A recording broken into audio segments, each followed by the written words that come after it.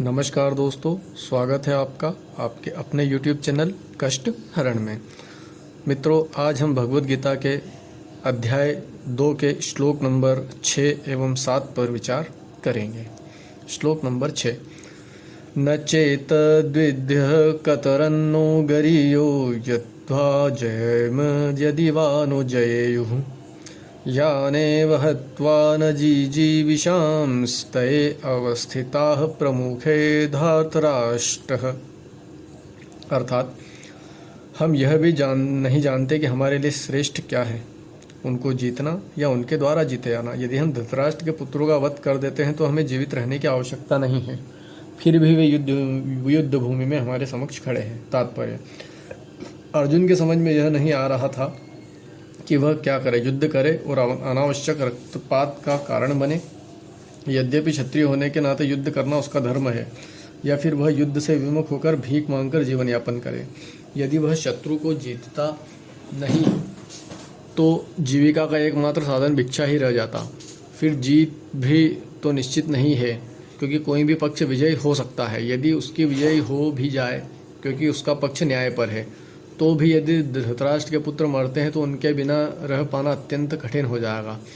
उस दशा में यह उसकी दूसरे प्रकार की हार होगी। अर्जुन द्वारा व्यक्त इस प्रकार के विचार सिद्ध करते हैं कि वह न केवल भगवान का महान भक्त था, अपितु वह अत्यधिक प्रबुद्ध और अपने मन तथा इंद्रियों पर पूर्ण नियंत्रण रखने वाला था। राज परिवार में जन्म लेकर भी भिक्षा द्वारा जीवित रहने की इच्छा उसकी विरक्ति का दूसरा लक्षण है। ये सारे गुण तथा अपने आध्यात्मिक गुरु श्री कृष्ण के उपदेशों में उसकी श्रद्धा, ये सब मिलकर सूचित करते हैं कि वह सचमुच पुण्यात्मा था। इस तरह यह निष्कर्ष निकाला कि अर्जुन मुक्ति के सर्वथा योग्य था। जब तक इंद्रियां संयमित न हो, ज्ञान के पद तक उठ पाना कठिन है, और बिना ज्ञान तथा भक्ति के मुक्ति नहीं होती। अर्जुन अपने भौतिक गुणों के अतिरिक्त इन समस्त देवी गुणों में भी दक्ष था। श्लोक नंबर 7। कार्पण्यदोषोपतस्वभावः पृच्छामि त्वां धर्मसम्मूढचेताः यच्छेयः स्यान्निश्चितं ब्रूहि तन्मे शिष्यस्ते अहं शाधीमा त्वां प्रपन्नम्। अर्थात, अब मैं अपनी कृपण दुर्बलता के कारण अपना कर्तव्य भूल गया हूँ और सारा ध्येय खो चुका हूँ। ऐसी अवस्था में मैं आपसे पूछ रहा हूँ कि जो मेरे लिए श्रेयकर हो उसे निश्चित रूप से बताएं। अब मैं आपका शिष्य हूँ और आपका शरणागत हूँ, कृपया मुझे उपदेश दें।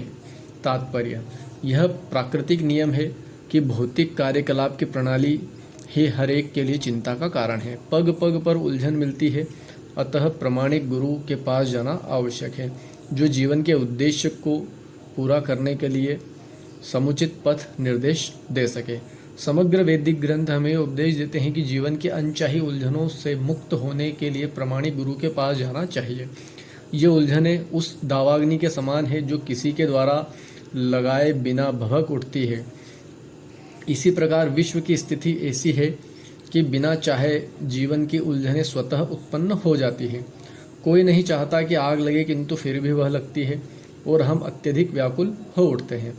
अतः वैदिक वाड्मय उपदेश देता है कि जीवन की उलझनों को समझने तथा उनका समाधान करने के लिए हमें परंपरागत गुरु के पास जाना चाहिए। जिस व्यक्ति का प्रामाणिक गुरु होता है वह सब कुछ जानता है, अतः मनुष्य को भौतिक उलझनों में न रहकर गुरु के पास जाना चाहिए। यही इस श्लोक का तात्पर्य है। आखिर भौतिक उलझनों में कौन सा व्यक्ति पड़ता है? वह जो जीवन की समस्याओं को नहीं समझता। बृहदारण्यक उपनिषद में व्याकुल मनुष्य का वर्णन इस प्रकार हुआ है। यो वा एतदक्षरं गार्ग्य विदित्वास्मालोकात् प्रेति स कृपणः। कृपण वह है जो मानव जीवन की समस्याओं को हल नहीं करता और आत्म साक्षात्कार के विज्ञान को समझे बिना कुकर सूकर की भांति संसार को त्याग कर चला जाता है। जीव के लिए यह मनुष्य जीवन अत्यंत मूल्यवान निधि है, जिसका उपयोग वह अपने जीवन की समस्याओं को हल करने में कर सकता है। अतः जो इस अवसर का लाभ नहीं उठाता वह कृपण है। ब्राह्मण इसके विपरीत होता है, जो इस शरीर का उपयोग जीवन की समस्त समस्याओं को हल करने में करता है। यम एतदक्षरं गार्गी विदितस्त्वां लोकात्रेति स ब्राह्मणः। देहात्म बुद्धिवश कृपण या कंजूस लोग अपना सारा समय परिवार, समाज, देश आदि के अत्यधिक प्रेम में गवा देते हैं। मनुष्य प्रायः चर्म रोग के आधार पर अपने पारिवारिक जीवन अर्थात पत्नी, बच्चों तथा परिजनों में आसक्त रहता है। कृपण यह सोचता है कि वह अपने परिवार को मृत्यु से बचा सकता है, अथवा वह यह सोचता है कि उसका परिवार या समाज उसे मृत्यु से बचा सकता है। ऐसी पारिवारिक आसक्ति निम्न पशुओं में भी पाई जाती है, क्योंकि वे भी बच्चों की देखभाल करते हैं। बुद्धिमान होने के कारण अर्जुन समझ गया था कि पारिवारिक सदस्यों के प्रति उसका अनुराग तथा मृत्यु से उनकी रक्षा करने की उसकी इच्छा ही उसकी उलझनों का कारण है। यद्यपि वह समझ रहा था कि युद्ध करने का कर्तव्य उसकी प्रतीक्षा कर रहा था, किंतु कृपण दुर्बलता के कारण वह अपना कर्तव्य नहीं निभा रहा था। अतः वह परम गुरु भगवान श्री कृष्ण से कोई निश्चित हल निकालने का अनुरोध कर रहा है। वह कृष्ण का शिष्यत्व ग्रहण करता है। वह मित्रतापूर्ण बातें बंद करना चाहता है। गुरु तथा शिष्य की बातें गंभीर होती है और अब अर्जुन अपने मान्य गुरु के समक्ष गंभीरता पूर्वक बातें करना चाहता है। इसलिए कृष्ण भगवद गीता ज्ञान के आदि गुरु है और अर्जुन गीता समझने वाला प्रथम शिष्य है। अर्जुन भगवद गीता को किस तरह समझता है यह गीता में वर्णित है। तो भी मूर्ख सांसारी विद्वान बताते हैं कि किसी को मनुष्य रूप कृष्ण की नहीं बल्कि अजन्मा कृष्ण की शरण ग्रहण करनी चाहिए। कृष्ण के अंतः तथा बाह्य में कोई अंतर नहीं है। इस ज्ञान के बिना जो भगवद गीता को समझने का प्रयास करता है वह सबसे बड़ा मूर्ख है। हरे कृष्ण। नमस्कार।